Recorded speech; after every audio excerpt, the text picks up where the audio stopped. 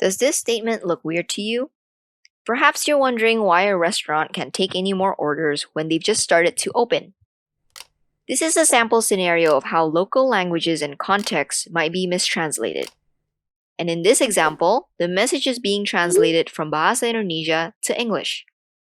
To give a bit of context, in the holy month of Ramadan, Muslim-dominant countries such as Indonesia partakes in a month-long fast.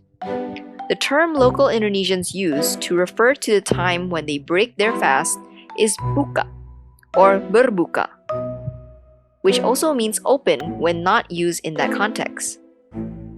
So you can see how the scenario might need more context of the local culture and nuances in order to better translate the message across different users. Countries within Southeast Asia are considered to be one of the most linguistically diverse regions in the world. And with these differences, how can design teams ensure their products' messages are suited across the region? We're here to dive into local insights vital to improving current and future products in the diverse region, and to help champion the principles of accessible and inclusive design. The highly complex language patterns in Southeast Asia region are rooted in 4 major language families. This results in a variety of mixed language, sentence structure and vocabulary, while also showing some similarities in words or pronunciations. Singlish is about mixing different words together. So the word buay tahan, the phrase buay tahan we use, which means I cannot stand it anymore, comes from in part Hokkien, in part Malay. We have the word relax one corner, which was what I was doing before this, which is one part Malay, one part English. What is straw? When you go to the drink store, then you ask, 你们有没有 没有说啊 straw? Yeah. 吸管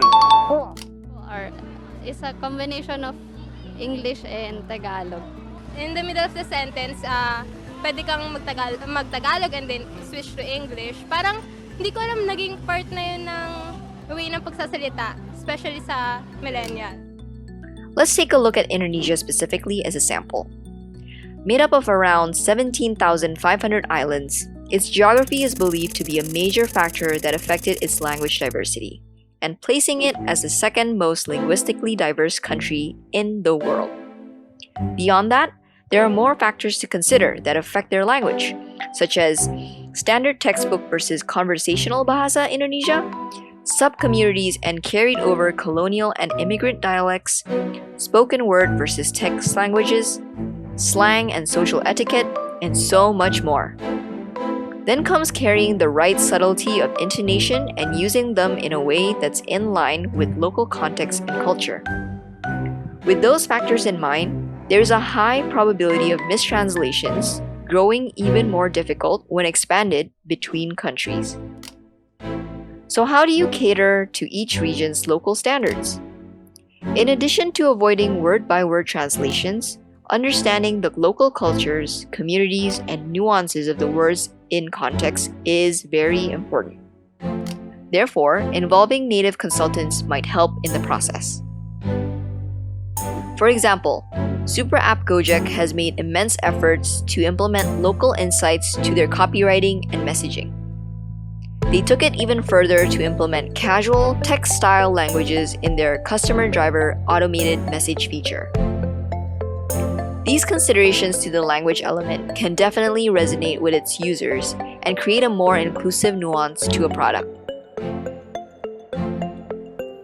Let's reflect back on current processes and products to see how they can be improved to reflect a more accessible and inclusive society. Visit the full Project Lima website for more insights, examples, and interactive digital experiences.